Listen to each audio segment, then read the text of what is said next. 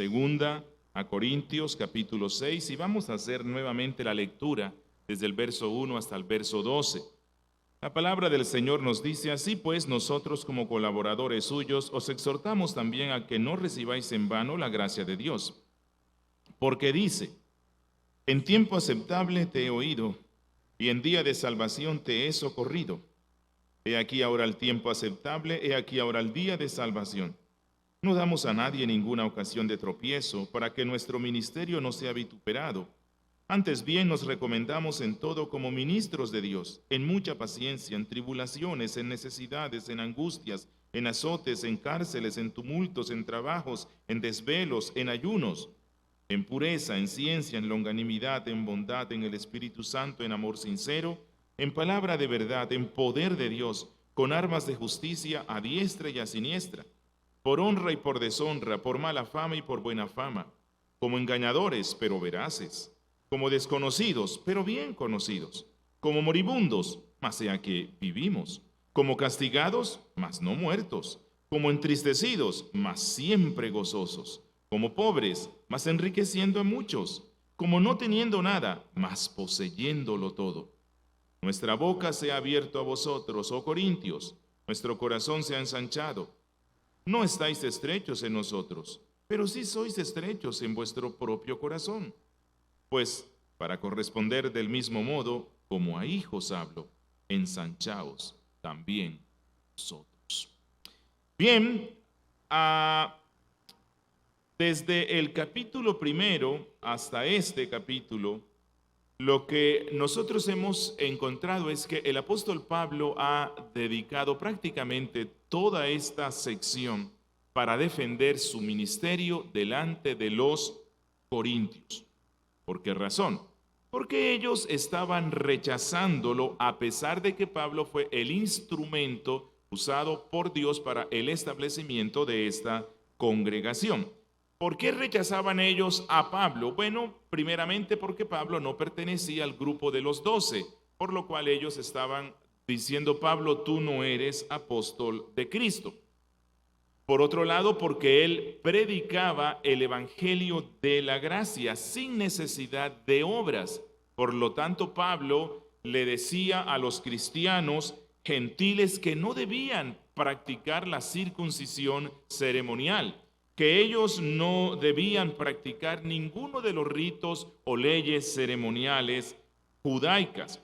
Los judaizantes acusaban a Pablo de flexibilizar la ley de Moisés, mientras que los cristianos gentiles, adeptos un poco a la filosofía griega y a la retórica, decían: Pablo, es que tú eres muy poco intelectual. Pablo, tú tienes pocas cualidades oratorias.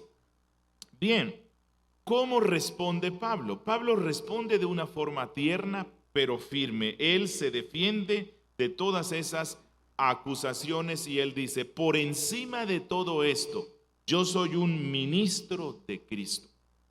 Yo soy un ministro que predica fiel el evangelio del cielo, y esto lo puedo demostrar por el contenido de mi predicación y a la misma vez por los frutos. Y estos frutos son ustedes, y también por los grandes sufrimientos y sacrificios que han venido a mi vida ministerial.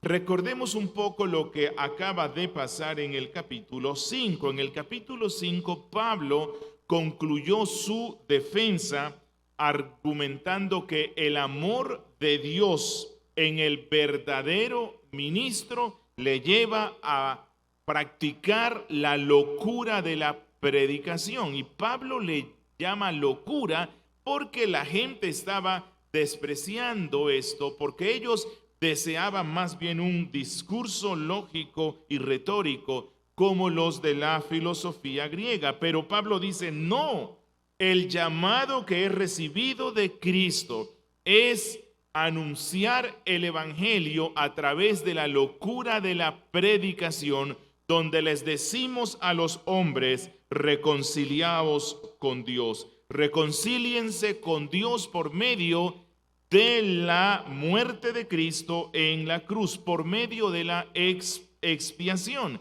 Pablo dice, yo solo quiero hablar de este tema y nadie me moverá. El llamado principal que yo tengo es invitar a los hombres a venir a Cristo en fe para que sean reconciliados con Dios el Padre. Y ahora en el capítulo 6, el apóstol Pablo va a continuar ahondando en este sagrado ministerio de la predicación de la palabra, reconciliando a los hombres con Dios a pesar de las paradojas o aparentes contradicciones que se dan en la vida de un ministro. Hoy vamos a estar viendo las paradojas del ministerio, las paradojas del ministerio, y nos vamos a concentrar en tres pensamientos centrales que nos muestra Pablo. Versículo 1 y versículo 2, la labor principal del ministro, acompañado de una exhortación. 2, las marcas del ministro, y es donde vamos a encontrar estas paradojas. Y versículos 11 al 13, la exhortación final del ministro. Vamos a concentrarnos en la labor, las marcas y la exhortación. Así que empecemos con nuestro primer aspecto, la labor principal del ministro. Dice en los versos 1, dice en el verso 1, así pues, nosotros, como colaboradores suyos, os exhortamos también a que no recibáis en vano la gracia de Dios. Recuerden que Pablo acaba de decir que los ministros tienen el ministerio de la reconciliación. Esa es la función principal que nos ha dado Dios, que a través de la predicación del evangelio invitamos a los hombres reconciliados con Dios por medio de Cristo. Por lo tanto, Pablo continúa en el versículo primero afirmando que los ministros somos colaboradores de Dios. ¿Necesita Dios hombres para cumplir su plan? No, pero a Dios le plació hacerlo. Que los ministros somos sus siervos y somos sus instrumentos. Por lo tanto, el apóstol Pablo invita a los corintios diciéndoles, si ese es el ministerio que tengo, el de la reconciliación, por la gracia de Dios, no reciban en vano la gracia de Dios. No reciban en vano su gracia. Es decir, corintios, constantemente les he estado predicando el evangelio de la gracia y voy a continuar haciéndolo porque la gracia no se recibe únicamente al comienzo de la vida de fe, sino que la gracia se debe recibir siempre.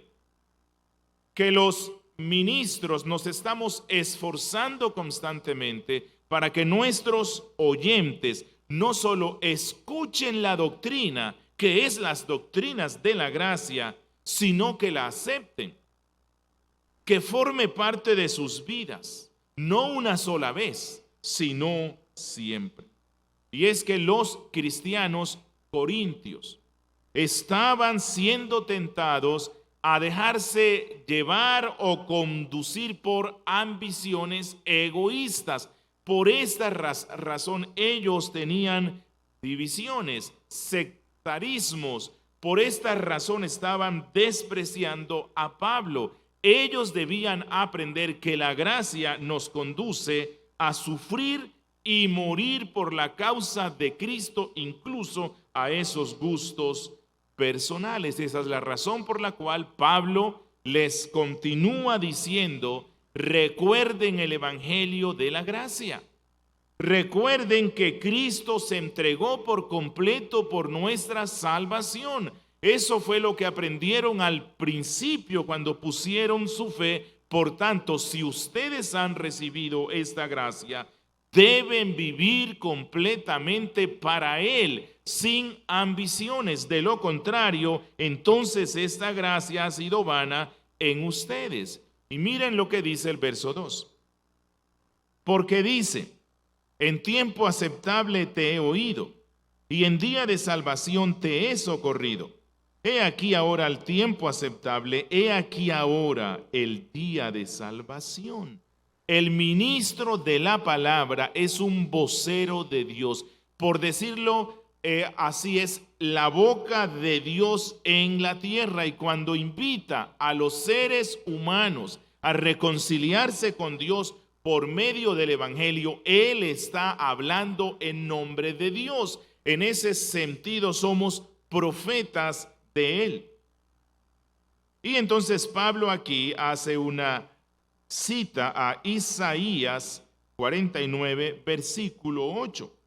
Isaías está hablando de parte de Dios y Pablo dice igualmente, los ministros cuando predicamos la palabra estamos hablando de parte de Dios, somos sus voceros y este profeta anuncia que vendría el día en el cual el Señor ofrecerá una salvación tan abundante y tan extensiva que aquí se le llama el día aceptable, el día de salvación, el día de misericordia. Pregunto, ¿cuándo llegó o llegará ese día?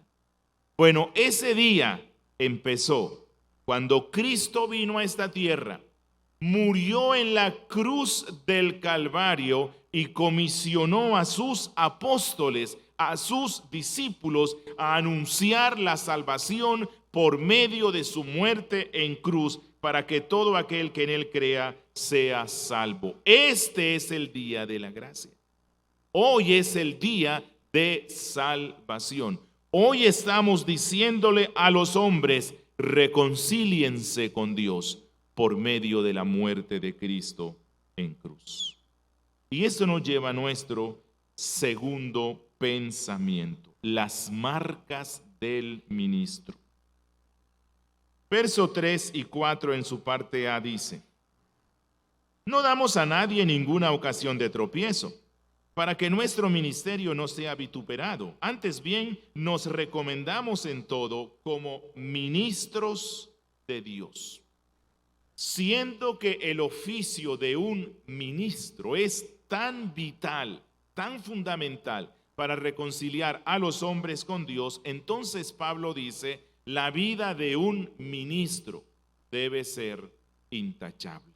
Aquí viene una lista de calificaciones de los ministros de Dios. No solamente las encontramos en Primera a Timoteo y en Tito, no. Aquí también Pablo ya ha dado y continúa dando una serie de características de aquellos que predicamos la palabra. Y Pablo dice que entonces él es intachable. Los ministros deben ser intachables a causa del oficio sagrado que ellos tienen. Que nadie se sienta ofendido por una conducta oscura del predicador. Que el que proclama la palabra de la reconciliación debe vivir de acuerdo a lo que predica. Que debe darse una correspondencia entre lo que dice y lo que él es. Porque si el ministro tiene estas manchas, negará la eficacia del evangelio. Hará más difícil que las personas puedan venir a Cristo. Afectará a la iglesia, negará, insultará a su amo y a su rey. Alguien dijo, y leo textualmente, cuando un ministro del evangelio rompe la ley moral de Dios, la iglesia ya no puede seguir testificando en el mundo. La iglesia se convierte en un hazmerreír porque la mancha del pecado del ministro es un grito de la contradicción entre las palabras y las obras. Hasta aquí. Bien, pero a pesar de que dentro de la iglesia haya ministros cuya conducta realmente vitupere el nombre de Cristo, vitupere la dignidad de este ministerio santo, Pablo dice que él y sus colaboradores no son de esa clase. No, ellos son ministros de Dios. Ellos son ministros dignos. Y él dice, yo no me recomiendo a mí mismo como persona, no. Me recomiendo como ministro de Dios, que la dignidad que Pablo posee se encuentra en el oficio que desempeña. Y una prueba fehaciente de que Pablo es un fiel ministro de Cristo se deja ver en las grandes adversidades que deben enfrentar por causa de Cristo. Y él menciona aquí 10 desde el verso 4. Dice él, en mucha paciencia, en tribulaciones, en necesidades, en angustias, en azotes, en cárceles, en tumultos, en trabajos, en desvelos, en ayunos. Pablo dice, les voy a mostrar que soy un fiel ministro de Cristo porque tengo las marcas que él mismo dio. Tengo las marcas que el Antiguo Testamento dio para los verdaderos voceros del cielo que invitan a los hombres al arrepentimiento. Él dice, en paciencia, paciencia. Un hombre que tuvo paciencia fue Pablo. Esta fue una virtud que le permitió permanecer fiel en el servicio a Cristo a pesar de las muchas dificultades que tuvo que enfrentar. Y por cierto, la paciencia es un don, es una virtud que viene de aquel que nos llama. Esa es la razón por la cual los ministros se mantienen fieles. Dice Pablo, en tribulaciones. Pablo fue un predicador experimentado en tribulaciones. Tuvo que enfrentarlas en Pisidia, en Iconio, en Filipos, Tesalónica, Berea, Corinto, Jerusalén, por todas partes. La tribulación formaba parte de su ministerio. Dice Pablo, en necesidades. Durante sus viajes misioneros, soportó con paciencia muchas situaciones apretadas, muchas estrecheces. Pero él dice luego que aprendió a convivir con ellas. Dice Pablo, en angustias, literalmente calamidades, calamidades. Él luego dice en el capítulo 11, en el verso 25, que llevando el mensaje del evangelio, viajando con este fin, naufragó 3 veces y pasó un día y una noche en alta mar. Muchas veces Pablo se vio expuesto a peligros mortales. Dice él, en azotes. Luego él va a decir que los judíos lo azotaron 5 veces. Los romanos lo golpearon con varas 3 veces. ¿Y todo eso por qué? Por predicar del evangelio de Cristo. Esa es una prueba, dice él, de que soy fiel ministro de Cristo. En cárceles se nos cuenta que Pablo y Silas fueron encarcelados y maltratados en Filipos. Lo encontramos preso en Cesarea, en Roma, y de seguro que Pablo era un experto en estar en mazmorras judías y romanas. Dice él, en tumultos, multitudes que se volcaban contra él deseando lincharlo. ¿Por qué razón? Por causa del evangelio de Cristo. En trabajos, literalmente en trabajos pesados, que Pablo era incansable en predicar el evangelio de Cristo, y en cada ciudad donde estaba, su alma no descansaba y no importaba la fatiga del cuerpo, él siempre estaba hablando de Cristo, e incluso en ocasiones tuvo que trabajar con sus manos para obtener los recursos para luego continuar predicando. Él dice en 1 Corintios 15:10 que trabajó más duro que el resto de los apóstoles. Era un hombre experimentado en trabajos duros. Él dice en desvelos, desvelos. Recuerden, si él tenía que predicar el evangelio y a la misma vez en ocasiones trabajar para ganar su sustento, ¿en qué momento oraba Pablo? Él tenía que quitarle las horas del merecido sueño nocturno.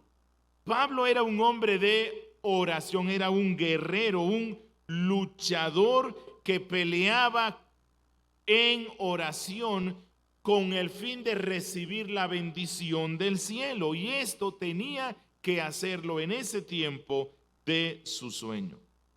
Dice Pablo, en ayunos. Él tuvo momentos en los cuales no tenía recursos para satisfacer las necesidades básicas de comida y bebida, como luego él va a decirlo en 11:27. En Filipenses 4 él dice que sabía lo que era aguantar hambre o estar saciado. Y también Pablo ayunaba mucho. Y él dice, estas son pruebas de que soy un fiel ministro de Cristo. Y luego presenta 9 virtudes que deben caracterizar al ministro de Cristo y que se encuentran en él. Versos 6 al 7. En pureza, en ciencia, en longanimidad, en bondad, en el Espíritu Santo, en amor sincero, en palabra de verdad, en poder de Dios, con armas de justicia a diestra y a siniestra. Dice Pablo, en pureza, que él es un hombre puro en los asuntos sexuales y en los asuntos morales, y es puro en su conciencia, que es un hombre íntegro. Dice él en ciencia, literalmente en conocimiento. No se trata del mero conocimiento intelectual, sino del conocimiento de Dios, del conocimiento de Cristo, del conocimiento de la salvación. Pablo tenía el don de ciencia y entonces él tenía un conocimiento profundo, una visión profunda del evangelio y él la compartía con el pueblo. Dice él en longanimidad, literalmente en paciencia, que Pablo no permitió que las adversidades lo desanimaran. Él no permitió que esto le llenara de rencores contra aquellos que lo estaban atacando. Dice él en bondad.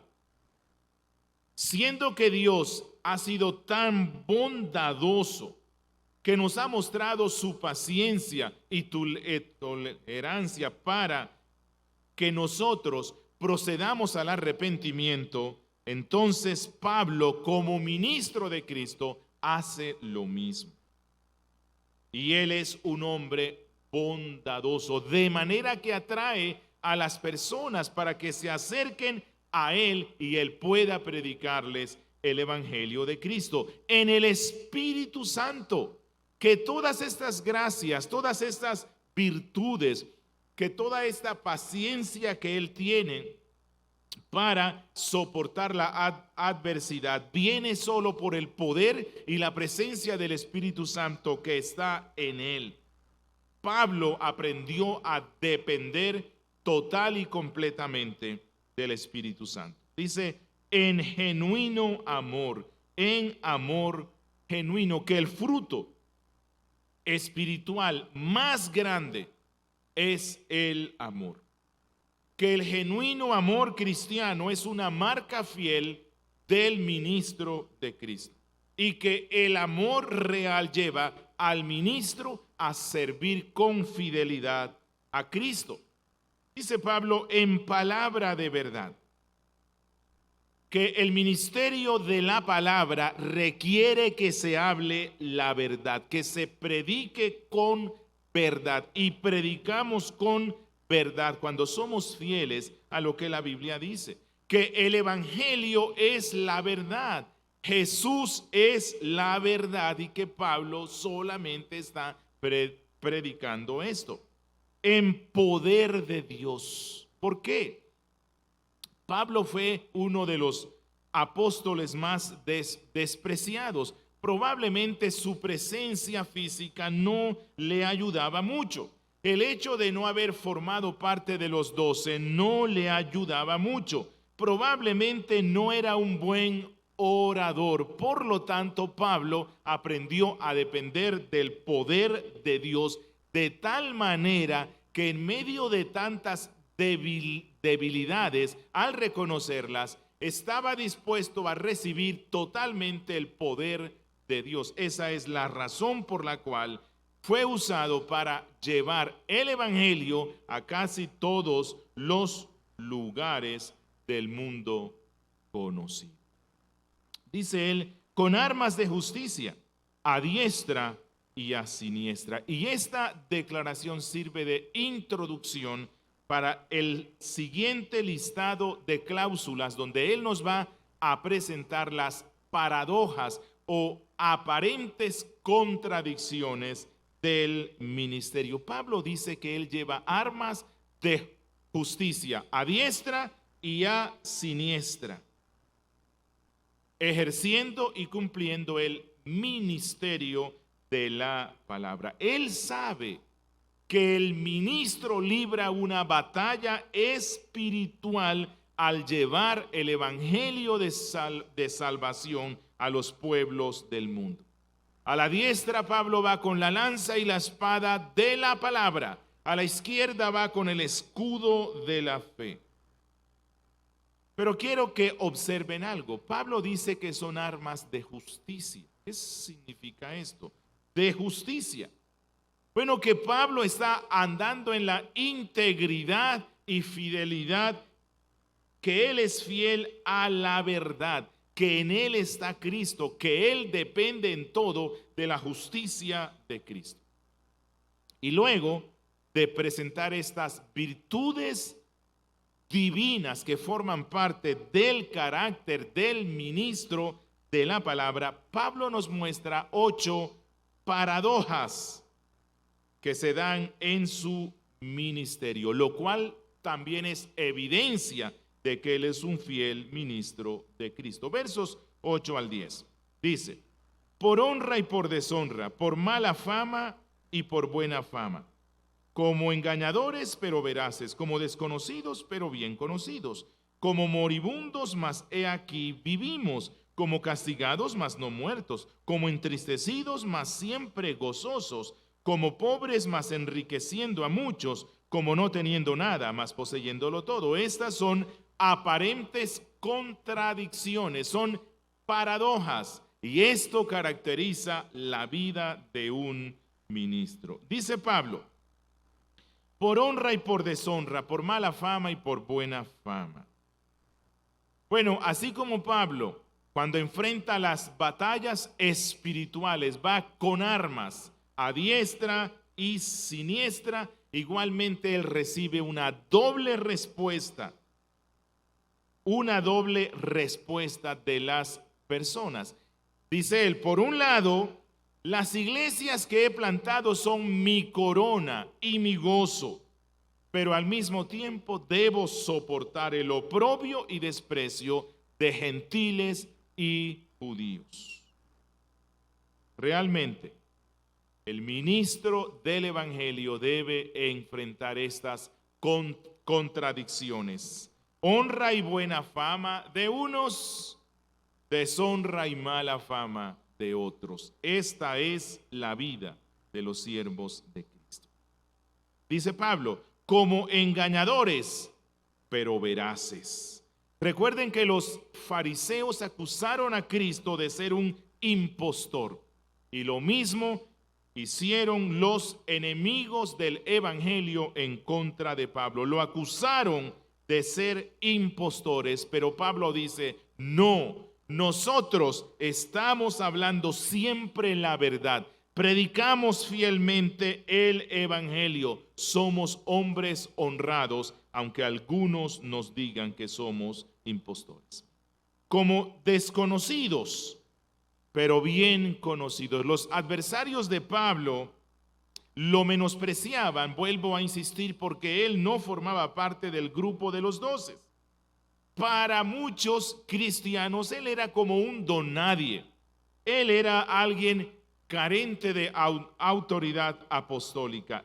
Y aunque Pablo mismo llegó a decir en 1 Corintios 15:9, ni siquiera merezco ser llamado apóstol, no obstante, Pablo era un misionero bien conocido en muchas regiones del mundo, probablemente el misionero o el apóstol más conocido de su siglo. Llenó y plantó de iglesias prácticamente al mundo de ese entonces. Era el apóstol más conocido, aunque algunos le decían: ¿quién eres tú, Pablo? ¿Quién eres tú? Él era conocido por Dios y era reconocido por las iglesias que plantó. Dice él: como moribundos, mas he aquí vivimos. No sé cuántos recuerdan ese dicho que donde decimos: esa persona tiene las 7 o las 9 vidas del gato. Bueno, algo así es lo que Pablo está diciendo aquí, que en esa labor de predicar el evangelio de Cristo por todo el mundo, muchas veces se enfrentó con la muerte, pero la muerte no había podido con él. En Listra casi que lo matan a pedradas. En Filipos fue azotado con varas y sujeto en sus pies. En Jerusalén lo atacó una turba. Realmente Pablo se enfrentó muchas veces con la muerte, pero ella no pudo con él hasta cuando Dios así lo quiso. Podemos decir que Pablo fue varias veces derribado, pero nunca derrotado. Que Pablo muchas veces estuvo expuesto a la muerte, pero recibió vida. Que estuvo en constante riesgo, pero siempre encontró una vía de escape. Realmente, la vida de Cristo constantemente lo animaba y lo fortalecía. Que el poder divino que levantó de entre los muertos a Cristo libró a Pablo de una muerte prematura. Que él se cumplió por cumplir en su vida lo que dice el Salmo 118:17. No moriré, sino que viviré y proclamaré las obras del Señor. Dice él, como castigados, pero no muertos. Aquí castigo debe entenderse más bien como disciplina. El castigo que los creyentes merecíamos fue recibido por Cristo en la cruz. El cristiano no es objeto de la ira de Dios, pero Dios nos disciplina a causa de nuestras debilidades. Pablo dice que él experimentó constantemente esa disciplina amorosa del Padre. Por cierto, luego él dice que padecía una afección en su carne y él entendió que era una disciplina del Padre para prevenir pecados de orgullo. Él sufrió la disciplina del Señor porque las iglesias que fundó, algunas lo despreciaban. Pero él dice, aunque estoy bajo la disciplina del Señor, vivo para Él. Le sirvo a Él. Como muriendo, pero viviendo para Cristo. Y dice él, como entristecidos, mas siempre gozosos. Pablo sufrió muchas tristezas en su vida. Él mismo dice que lloró por algunas congregaciones, derramó lágrimas, que él sufrió al ver cómo los falsos maestros distorsionaban la verdad. No obstante, Pablo aprendió a gozarse en las palabras de Cristo de Mateo 5, versos 11 al 12, cuando dijo, bienaventurados, dichosos, felices, gozosos sois, cuando por mi causa os vituperen y os persigan, y digan toda clase de mal contra vosotros, mintiendo. Gozaos y alegraos, porque vuestro galardón es grande en los cielos, porque así persiguieron a los profetas que fueron antes de vosotros. Como pobres, dice Pablo, mas enriqueciendo a muchos. Aunque Pablo era una persona con muchas necesidades económicas, cuando él predicaba el evangelio, estaba enriqueciendo espiritualmente a muchos. Que así como Cristo, siendo rico, se hizo pobre para que por medio de su pobreza nosotros fuésemos enriquecidos espiritualmente, Pablo, a pesar de que soportó muchas necesidades físicas, soportó esto con el fin de enriquecer espiritualmente a los pecadores. Dice, como no teniendo nada, mas poseyéndolo todo. Pablo lo dejó todo, lo abandonó todo, incluso una exitosa profesión, lo abandonó todo por amor a Cristo y se dedicó a viajar por todo el mundo llevando el mensaje de salvación. Aparentemente quien veía a Pablo decía, este hombre no tiene nada, pero en Cristo él lo tenía todo, tenía lo más valioso, lo más importante, lo más necesario. Él realmente usó los tesoros terrenos para ganar y hacer tesoros celestiales. Y Pablo concluye con una exhortación, y este es nuestro último aspecto, la exhortación del ministro. Luego de que Pablo expone todas estas marcas que lo identifican como un siervo de Cristo, Pablo invita a la iglesia a que responda con amor al amor sacrificial del ministro. Versos 11 al 13 dice: nuestra boca se ha abierto a vosotros, oh Corintios, nuestro corazón se ha ensanchado. No estáis estrechos en nosotros, pero sí sois estrechos en vuestro propio corazón. Pues para corresponder del mismo modo como a hijos hablo, ensanchaos también vosotros.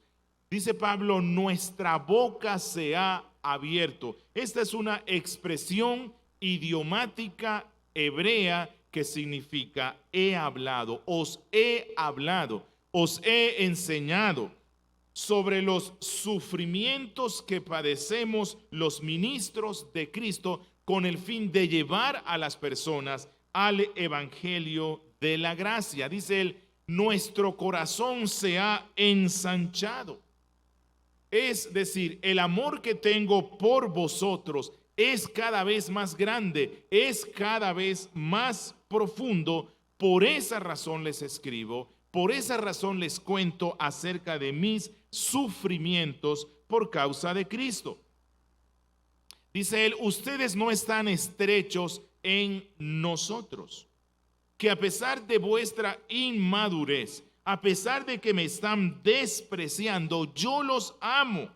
Yo los sigo amando cada vez más con sinceridad. Pero ustedes, dice Pablo, ustedes sí han sido estrechos en sus corazones de vuestro amor hacia mí. El amor que les estoy dando no está siendo correspondido. Pero Pablo dice, ustedes son como mis hijos. Yo os engendré en Cristo. Ustedes ya conocen mi carácter, ustedes saben cuánto he sufrido por ustedes, por lo tanto, trabajen en hacer que sus corazones se llenen de razones para responder con amor a Dios y a su ministro por lo que Dios está haciendo por medio mío, dice Pablo. Que Él sea preocupado por ellos como un padre espiritual y que ya era hora de que ellos como hijos se preocuparan por ese padre que Dios les dio. Y concluyo con unas aplicaciones extras. ¿A qué nos lleva esto a pensar el día de hoy? Muchas cosas. Solo voy a mencionar dos.